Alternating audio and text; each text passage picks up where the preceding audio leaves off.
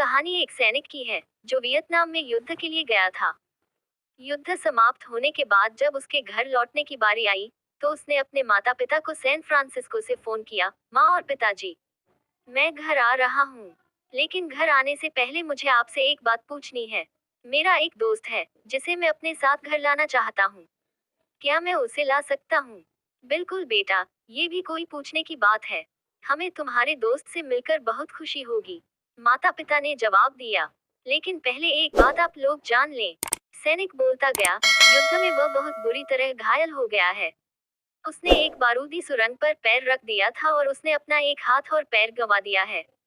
उसके पास कोई जगह नहीं है जहां वो जा सके, इसलिए मैं उसे अपने साथ रहने के लिए लाना चाहता हूँ। उसकी यह बात सुनकर उसकी माँ बोली, बेटा, तुम्हारे दोस्त के बारे में जानकर हमें बहुत दुख हुआ। हो सकता है हम उसके रहने के लिए कोई जगह तलाश कर सकें। नहीं माँ, मैं चाहता हूँ कि वो हमारे साथ रहे। लेकिन बेटा, अब पिता ने कहा, तुम समझ नहीं रहे हो कि तुम क्या चाह रहे हो। इस तरह का अपाहिज व्यक्ति हमारे लिए कितना बड़ा बोझ होगा। हमारी अपनी जिंदगी है जीने के लिए और हम नहीं चाहते कि इस तरह की कोई भी परिस्थिति हमारी जिंदगी में दखल दे। मेरे हिसाब से तुम्हें अकेले घर आना चाहिए और अपने दोस्त को वहीं छोड़ देना चाहिए।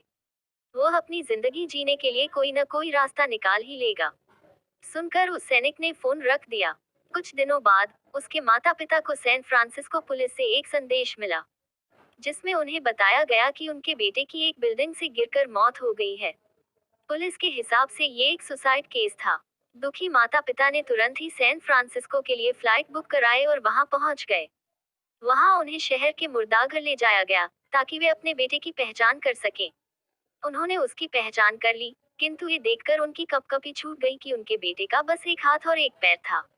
दोस्तों, इस कहानी में जो माता पिता हैं, वे हम में से बहुत से लोगों की तरह हैं, जो अपनी सुविधाओं को सबसे अधिक महत्व देते हैं।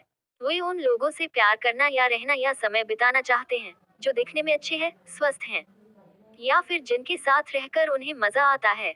वे ऐसे लोगों को पसंद नहीं करते जो देखने में स्वस्थ, सुंदर या स्मार्ट नहीं हैं, या जिनके साथ वे मजा नहीं कर पाते या जो किसी भी रूप में उनके लिए असुविधाजनक हैं। वे ऐसे लोगों से दूरी बनाकर रखते हैं। लेकिन कभी कभी उनके इसी व्यवहार के कारण उनके सामने ऐसी परिस्थितियां उत्पन्न हो जाती है जब उन्हें पछताना पड़ता है। आइए लोगों को वे जैसे हैं वैसे ही अपनाएं और जरूरत पड़ने पर उन